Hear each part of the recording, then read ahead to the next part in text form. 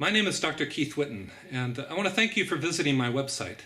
And this is video number 1 in a series of 6 videos in which I am introducing the calendar clock. And I want to tell you about my book. This is it here. It's called Introducing Monadic Spacetime and the Calendar Clock. And it's a fairly small little book. It's 80 pages long. And if you have a high school education, you can probably read it and understand the basic math that I use.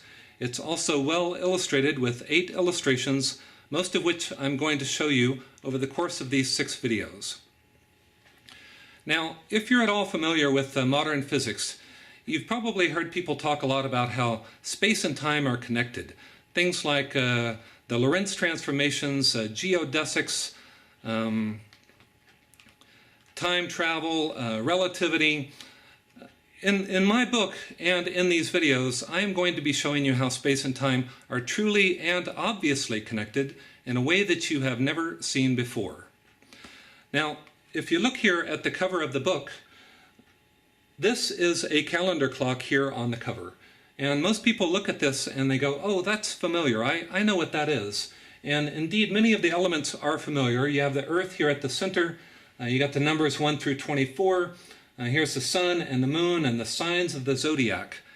And many people may even recognize that this is what is commonly referred to as the geocentric perspective. Geocentric is Earth-centered, and this is the way that we used to have the solar system organized about 500 years ago before Copernicus. He wrote a book called On the Revolution of the Heavenly Spheres in 1543.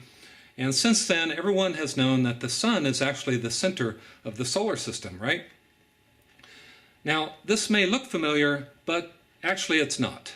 And if you look closely, you can see how it's not familiar, starting with this structure right here, is an hour hand.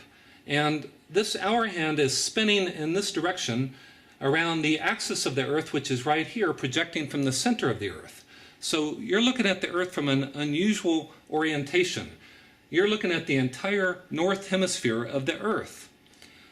Now, before Copernicus, the old geocentric perspective held the Earth fixed at not just the center of the solar system, but the center of the universe. So everything was spinning around the fixed Earth at the center of everything. This is a lot different. I have the spinning axis of Earth fixed at the center of a number grid, and the Earth is spinning, carrying the hour hand with it relative to a 24-hour clock face. Now, this is such an important understanding here, this orientation here, the axial perspective, that I have put together a prop to better demonstrate it, and I want to show you what that is now. So, let's take a look here. Here's an Earth globe. This is the way that we ordinarily think of the Earth, right? You've got north to south, top to bottom, like a spinning top, right? And here's North America, South America. The equator is around the center here. Now, what I am suggesting is that we instead look at the Earth like this, that we shift our perspective about 90 degrees so that we're looking along the axis like this. Now, you may notice here that this hour hand is emerging here from Northern California. Now, in my book, I go into great detail about how and where to locate the hour hand. And the hour hand emerges from the location where the person viewing the calendar clock is located. Now, in my case, I'm in Northern California, so here it is. And Northern California happens to be located at 38.5 degrees latitude. Now, for those of you who are not familiar with this, the equator is 0 degrees latitude. Here's 10, 20, 30, 40, 50, 60, 70, 80, 90 degrees is at the axis. Now, if you happen to live in New York, the hour hand would emerge here.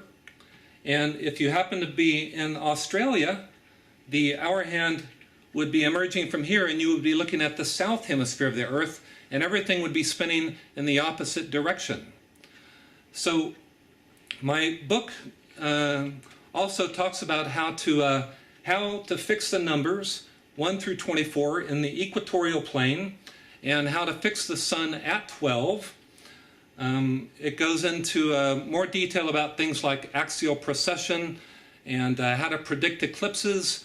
So if you're interested in all that, I hope you'll order the book from this website. It's available.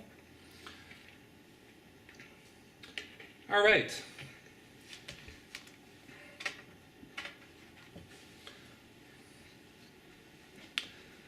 So at this point, I want to show you, I've got a few illustrations over here from my book, and we're going to be discussing these in the next video number 2.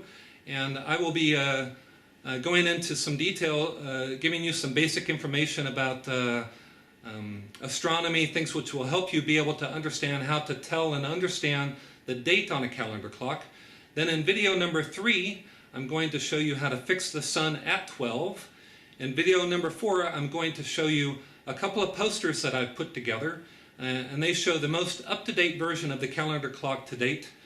Video number 5, I'm going to show you a 72-second animation, and that will show you what the calendar clock looks like when it's accelerated at a rate of 1 month every 3 seconds. And then in the 6th and final video, I'll give you some concluding remarks and sum it all up for you.